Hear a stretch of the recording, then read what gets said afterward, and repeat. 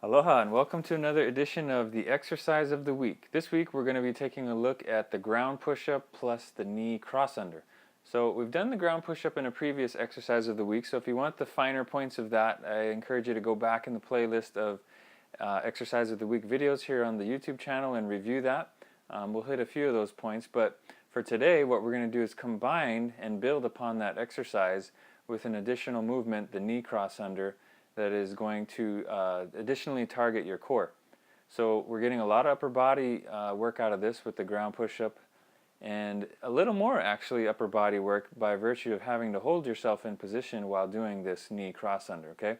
So let's take a look at what it looks like. So you're starting on the ground, all the way on the ground, and pushing your way all the way up, lifting your body off the ground as one in a synchronized fashion. In other words, I don't want you to peel yourself off the ground in sort of a worm-like fashion, just curving your body. The best way to do that I have found is to contract your quads, your thighs, and just lock your knees out, and as you push your body off the ground, keep the hips and knees locked, and that will cause everything to be kind of connected to your core and push off the ground as you perform the push-up. So you do your push-up here, knee cross under, and as you do that knee cross under, make sure that you aren't lifting your hips and pointing your butt up in the air, I should say.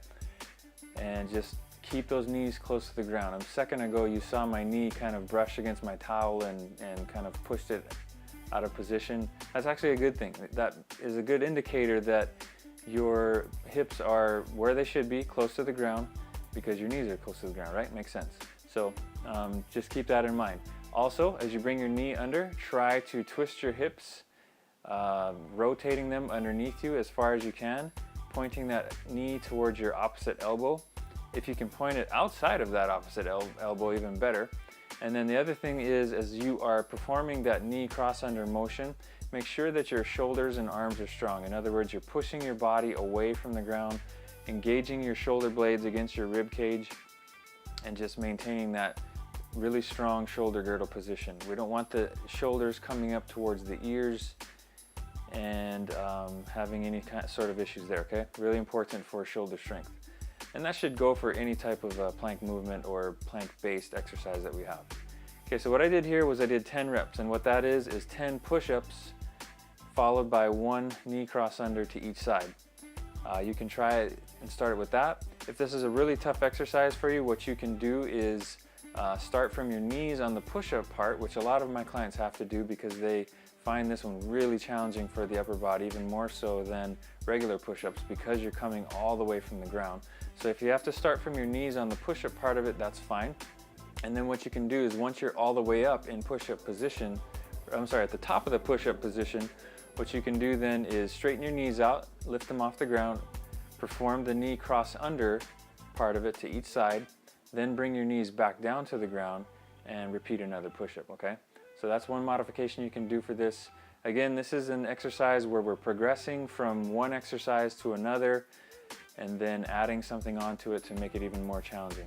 So this is a really great exercise that we like to use in our workouts such as R20 or even just ordinary workouts. And if you want to see more of some of these workouts that we do with my clients, we do them regularly in the sweat bank as well as my local fit camp and personal training sessions. So if you want to check out either of those, please visit the website superhumanfitnesshawaii.com. And especially if you're interested in the sweat bank, I'd really love to help you reach your fitness goals this year through an online format with different exercise techniques and workouts each week and motivational and learning modules that we have on there, as well as weekly healthy habits that we try to work on each week and establish throughout the entire year.